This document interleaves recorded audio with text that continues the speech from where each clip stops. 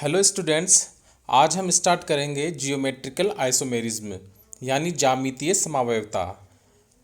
ज्यामितीय समावयवता साधारणतया ऐसे यौगिकों में संभव है जिनमें द्विबंध उपस्थित होता है। द्विबंध की उपस्थिति के कारण द्विबंध से बंधित परमाणुओं का मुक्त घूर्णन नहीं हो पाता और इन पर इस उपस्थित समूह विभिन्न सापेक्ष स्थितियां ग्रहण कर ज्यामितीय समावयवता को जन्म देते हैं। यानी कि द्विबंध से बंधित परमाणु होने के कारण क्या होता है, रेस्ट्रिक्ट रोटेशन हो जाता है, मतलब उनका रोटेशन नहीं हो पाता। इस कंडीशन इसी के कारण ये इस प्रकार के कंपाउंड या यौगिक क्या देते हैं, ज्यामितीय समावयवता देते हैं। प्रतिबंधित घूर्णन को कील का उदाहरण द्वारा भलीभांति समझाया जा सकता है। जिस तरीके से दो गत्तों को एक कील के द्वारा जोड़े जाने पर एक गत्ते को दूसरे के सापेक्ष घुमाया जा सकता है, परंतु दोनों गत्तों को 2 किलो द्वारा जोड़ दिया जावे तो एक गत्ते का दूसरे का सापेक्ष घूर्णन प्रतिबंध हो जाता है। इस तरीके से देखिए, इस पे तो दोनों गत्तों को आपस में घुमाया जा सकता था, लेकिन यहाँ पे 2 किलो लगा देने से क्या होता है, इनका दोनों किलो के सापेक्ष रोटेशन बंद हो जाता है। इस तरीके से डबल बॉन्ड वाले कंपाउंड क्या देते हैं, ज्यामितीय समावयवता देते हैं।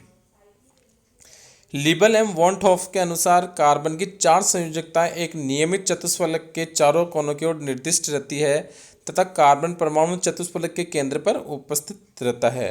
द्विबिंद यौगिकों में दो चतुष्फलक 2 कोनों से जुड़े रहते हैं, फलस्वरूप उनके मध्य मुक्त गुणन समाप्त हो जाता है। इसे कार्बन कार्बन द्विबंध प्रतिबंधित गुणन भी कहते हैं। इस प्रतिबंधित गुणन के परिणामस्वरूप यहाँ भी 2 विभिन्न सापेक्ष संरचनाएं या विन्यास संभव हो जाते हैं। प्रतिबंधित गुणन के कारण प्राप्त 2 भिन्न भिन्न संन्यास को चित्र द्वारा समझाया गया है। अभी हम आगे देखते हैं कि द्विबंध के कारण कैसे 2 सापेक्ष संरचनाएं हमें मिलती है और उसके कारण ज्यामितीय समावयवता हमें मिलती है। प्रतिबंधित घूर्णन के कारण विभिन्न सापेक्ष ज्यामितीय संरचनाएं प्रदर्शित करने वाले यौगिक ज्यामितीय समावयवी तथा यह परिघटना ज्यामितीय समावयवता कहलाती है। यदि समान समूह एक दिशा में हो तो उस समावयव को हम समपक्ष या शिश रूप कहते हैं, और विपरीत दिशा में हो तो उस समावयव को हम विपक्ष या ट्रांस रूप कहते हैं। देखिए, समपक्ष और विपक्ष, इस कारण इस समावयवता को हम क्या बोलते हैं, समपक्ष या विपक्ष समावयवता। यहाँ देखिए, यहाँ कार्बन कार्बन द्विबंध के कारण ए और बी ऊपर वाले उससे जुड़े हुए हैं और नीचे भी ए बी जुड़े हुए हैं। यहाँ तो दोनों विपरीत दिशा में है तो हम इसको विपक्ष कहेंगे, यहाँ सेम दिशा में होने से हम इसको समपक्ष कह सकते हैं। ज्यामितीय समावयवता प्रदर्शित करने वाले यौगिकों में केवल द्विबंध की उपस्थिति आवश्यक नहीं है, ये सब रेस्ट्रिक्ट रोटेशन आवश्यक है कि उनके बीच में रोटेशन नहीं होना चाहिए। जैसे यहाँ पर ये त्रिभुज, अगर यहाँ से 2 कार्बन ज्यामितीय समावयवता दे सकते हैं क्योंकि इनके बीच में रोटेशन पॉसिबल नहीं है। यहाँ पर दे सकते हैं, यहाँ से दे सकते हैं, जहाँ पर भी साइक्लिक कंपाउंड्स भी ज्यामितीय समावयवता दे सकते हैं क्योंकि वहाँ पर भी फ्री घूर्णन संभव नहीं है, मुक्त घूर्णन संभव नहीं है। वरन द्विबंध की उपस्थिति की आवश्यक नहीं, वरन यह भी आवश्यक है कि द्विबंध से बंधे किसी भी एक परमाणु पर 2 समान परमाणु या समूह उपस्थित नहीं होने चाहिए, क्योंकि ऐसे यौगिकों में 2 भिन्न सापेक्ष स्थितियां संभव नहीं होती है। जैसे यहाँ पर एक ही कार्बन से 2 हाइड्रोजन समूह उपस्थित है तो ये नहीं देगा, ये भी नहीं देगा, ये भी नहीं देगा। इसलिए उपयुक्त दोनों यौगिक ज्यामितीय समावयवता प्रदर्शित नहीं करते, परंतु यदि द्विबंध से बंधित कार्बन परमाणु से प्रत्येक पर भिन्न भिन्न समूह उपस्थित हो तो भिन्न भिन्न सापेक्ष ज्यामिति के कारण ज्यामितीय समावयवता संभव है। यहाँ पर ये दे देगा, यहाँ देखिए, यहाँ पे एक तरफ HCH3 दूसरी तरफ भी HCH3, तो इस कंडीशन पे एक कार्बन पे दोनों समूह अलग है, दूसरे कार्बन पे भी दोनों समूह अलग है, तो ये दे देंगे। यहाँ पर क्योंकि सेम समूह सेम तरफ है, CH3 एक तरफ है, HS एक तरफ है, तो ये समपक्ष हो जाएगा। यहाँ पर एक एच इधर है, एक एच इधर है, तो ये विपक्ष हो जाएगा। तो इस तरीके से हमने देखा, ये तो हो गया सिस, ये हो गया ट्रांस। इसी तरीके से ये अदर एग्जाम्पल है। ज्यामितीय समावयवता निम्नलिखित 3 प्रकार की श्रेणी के यौगिक द्वारा प्रदर्शित की जाती है। एक तो द्विबंध युक्त यौगिकों में जैसे C double bond C, C double bond N, N double bond N, समचक्रीय विषम चक्रीय यौगिक मतलब होमोसाइक्लिक हेट्रोसाइक्लिक यौगिक के द्वारा, और एकल बंध पर प्रतिबंधित गुण के कारण ज्यामितीय समावयवता प्रदर्शित करने वाले यौगिक। इस तरीके से ये तीन प्रकार से दी जाती है ज्यामितीय समावयवता, तीन प्रकार के यौगिकों के द्वारा। अब सबसे पहले हम लेंगे कार्बन कार्बन द्विबंध युक्त यौगिकों की। अब उसमें सबसे पहले हम लेंगे ऑक्सीजन की ज्यामितीय समावयवता। कार्बन नाइट्रोजन के मध्य द्विबंध युक्त यौगिकों के बीच में जो समावयवता पाई जाती है उसके बारे में हम बात करते हैं।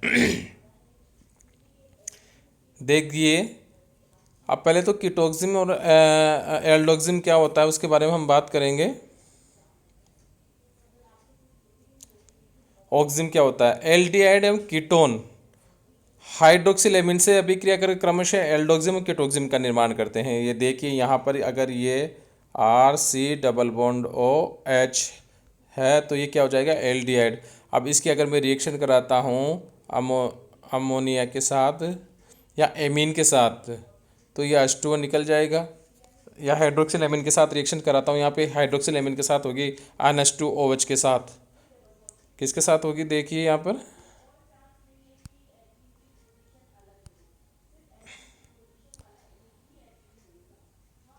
यहाँ देखिए RC डबल बॉन्ड OH, इसकी रिएक्शन अगर मैं कराऊँ हाइड्रोक्सिल एमीन के साथ तो क्या हो जाएगा? ये तो निकल जाएगा और क्या बच जाएगा? RC डबल बॉन्ड NOH, ये बच जाएगा RCH डबल बॉन्ड NOH। अब यहाँ पे एल्डिहाइड ग्रुप होगा और हाइड्रोक्सिल एमीन के साथ रिएक्शन होगी तो क्या बनेगा? एल्डोक्सिम बनेगा।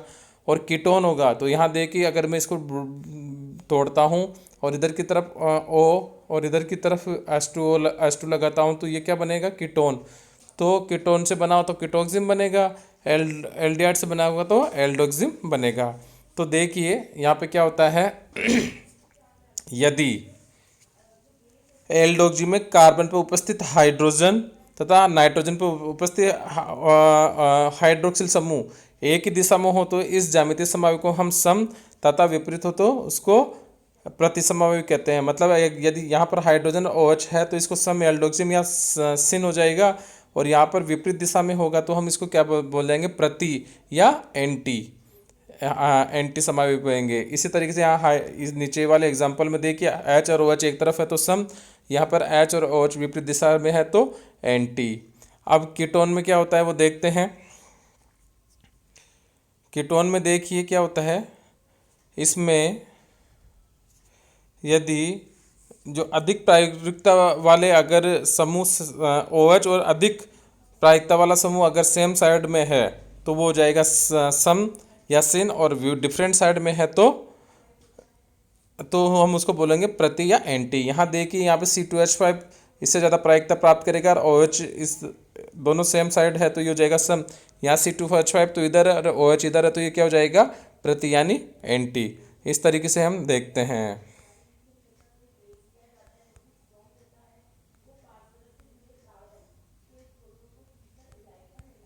तो अब एलिसाइक्लिक यौगिकों में ज्यामितीय समावयवता के देखेंगे, मतलब जो साइक्लिक कंपाउंड्स होते हैं उनमें देखिए द्विप्रतिस्थापित साइक्लोएल्केन व्युत्पन्न जैसे साइक्लोप्रोपेन हो गया, साइक्लोब्यूटेन हो गया, साइक्लोपेंटेन, साइक्लोहेक्सेन आदि के प्रतिस्थापित व्युत्पन्न भी ज्यामितीय समावयवता प्रदर्शित करते हैं, क्योंकि कार्बन परमाणु पर उपस्थित उन कार्बन परमाणु का अपने एक्स पर मुक्त घूर्णन प्रतिबंधित कर देते हैं। दोनों प्रतिस्थापित समूह के वलय तल के एक ही तरफ उपस्थित होने पर समपक्ष और विपक्ष होने विपरीत होने पर विपक्ष समावयवी बनते हैं। यहाँ देखिए यहाँ पे इस कार्बन पे CH3H और नीचे की तरफ H समूह है और इधर भी H और CH3 समूह है। तो यहाँ पे CH3 और ये CH3 एक दूसरे के विपरीत है तो इसको विपक्ष कहेंगे। यहाँ दोनों CH3 सेम साइड में है तो इसको हम क्या कहेंगे? समपक्ष कहेंगे। इस तरीके से एलिसाइक्लिक में हो जाएगा। इसी तरीके यहाँ बेंजीन साइक्लोहेक्सेन रिंग में देखिए CH3 और CH3 समपक्ष एक तरफ होने के कारण यहाँ पे विपरीत होने के कारण H और H विपरीत होने के कारण क्या हो जाएगा? विपक्ष हो जाएगा। इसी तरीके यहाँ पे समपक्ष और विपक्ष हो जाएंगे। ये एक अदर एग्जाम्पल है। अब यहाँ देखिए दोनों वेज H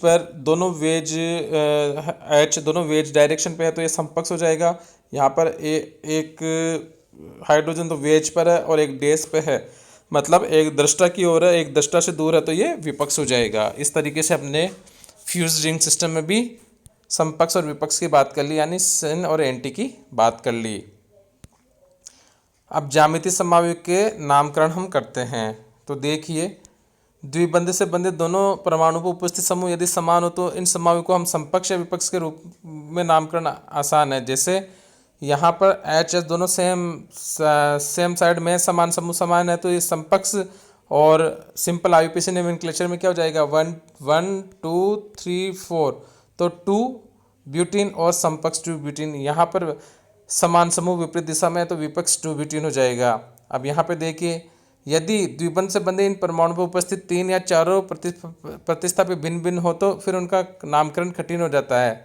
तो इस कंडीशन में क्या करेंगे, इस प्रकार के यौगिकों के ज्यामितीय नामों के लिए EZ पद्धति दी गई है, EZ सिस्टम दिया गया है। अब EZ पद्धति क्या होती है उसके बारे में हम बात करते हैं, उसमें किस तरीके से नामकरण किया जाता है उसके बारे में बात करते हैं।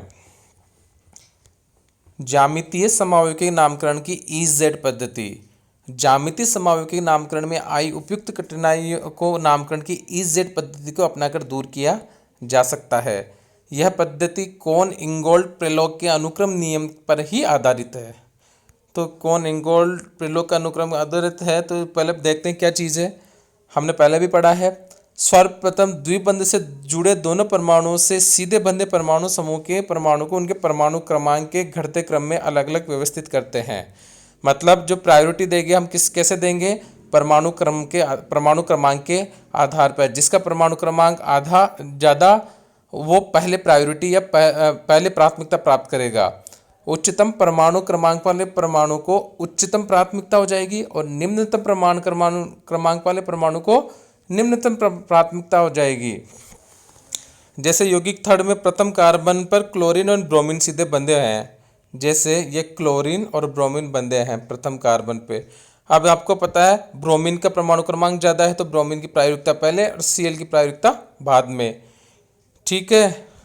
और इसी प्रकार से दूसरे पे क्या जुड़े हुए हैं अपने पास, आयोडीन व हाइड्रोजन। तो आयोडीन और हाइड्रोजन, आयोडीन की प्रायोगिकता पहले होगी क्योंकि इसका परमाणु क्रमांक ज़्यादा है, और उसके बाद हाइड्रोजन की। तो इस तरीके से हम देखते हैं। अब नियम सेकंड बात करते हैं। यदि द्विबंध से बंधे परमाणु में उपस्थित विभिन्न समूह की प्राथमिकता का निर्धारण सीधे बंधे प्रथम परमाणु के आधार पर नहीं हो पाए तो इन सीधे बंधे परमाणु से जुड़े अन्य परमाणु के आधार पर प्राथमिकता निर्धारण करते हैं। जैसे इधर भी कार्बन है और इधर भी कार्बन है, तो फिर इन दोनों से कोई मतलब नहीं है। फिर आगे हम बात करें तो इससे तो 2 हाइड्रोजन और 1 ऑक्सीजन जुड़ा हुआ है और इससे 3 हाइड्रोजन जुड़ा हुआ है। तो इस कंडीशन में कौन प्राथमिकता प्राप्त करेगा, ये वाला प्राप्त करेगा, क्योंकि इससे जो ऑक्सीजन आगे वाला जुड़ा हुआ है उसकी प्राथमिकता किससे है, हाइड्रोजन से ज़्यादा है। और इसी तरीके से एक कार्बन से 3 हाइड्रोजन जुड़े हुए हैं और इससे एक कार्बन से 2 हाइड्रोजन, तो 2 हाइड्रोजन तो बराबर हो गए, और तीसरा क्या जुड़ा हुआ है, कार्बन जुड़ा हुआ है। तो ये पहले प्राथमिकता प्राप्त करेगा इसके कंपेयर में। तो यहाँ पर पहले का जो दूसरा कार्बन है उस पर तो ये प्राप्त करेगा प्राथमिकता, और इस पर यह वाला प्राथमिकता प्राप्त करेगा। तो हमने देख लिया नियम 2 भी। अब नियम 3 क्या कहता है, डबल बॉन्डों को डबल बॉन्ड को हम कैसे देखेंगे, सी डबल बॉन्ड को हम देखेंगे COO। CHO को कैसे देखेंगे अपन, हम देखेंगे CHO को COO और H, इस तरीके से देखेंगे। तो डबल बॉन्ड को हम इस तरीके से देखेंगे। अब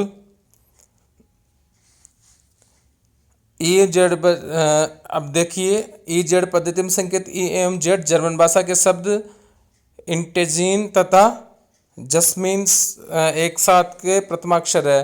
द्विबंध से बंधे दोनों परमाणु पर यदि उच्चतम प्राथमिकता वाले परमाणु समूह एक ही दिशा में हो तो इसे Z रूप कहते हैं, और यदि विपरीत दिशा में हो तो इसे E नाम देते हैं, और ये EZ यौगिकों के नाम से पूर्व लग्नित कर दिया जाता है। तो देखिए सबसे पहले हम एग्जाम्पल देखते हैं यहाँ पर।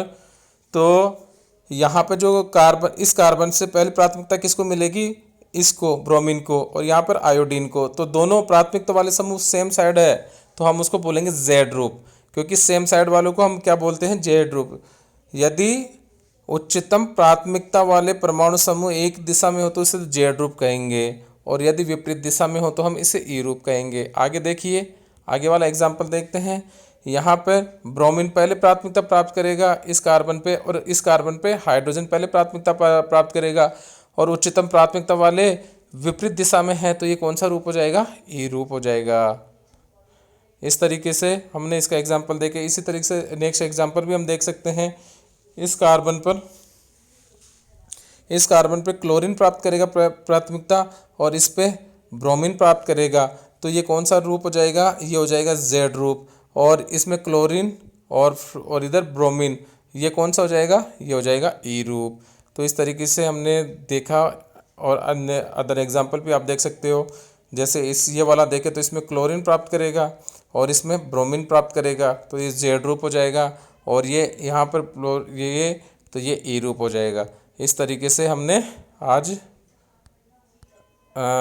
ये हमने देख लिया कि किस तरीके से हम इजेड नामकरण दिया जाता है।